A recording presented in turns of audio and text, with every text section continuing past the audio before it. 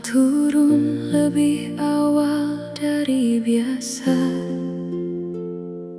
Lampu jalan menyala satu persatu.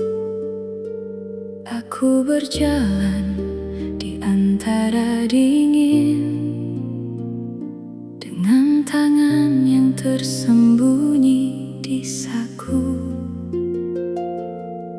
Langkahku terhenti sejenak saat angin membawa sesuatu. Bukan suara, bukan bayangan, namun rasa yang pernah aku tahu. Aku tak mencarinya lagi, namun ia datang begitu saja, seperti kenangan yang tahu kapan waktunya kembali. Dan dari jauh aku merasakanmu, bukan sebagai luka yang dulu,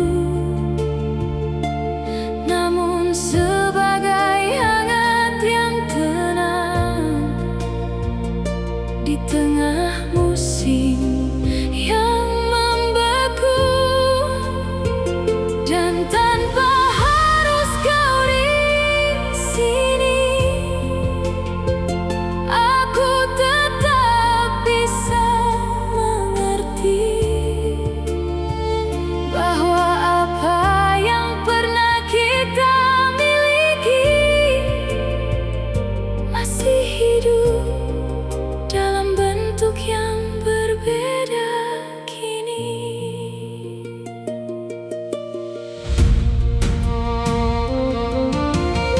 Aku mengingat hal sederhana,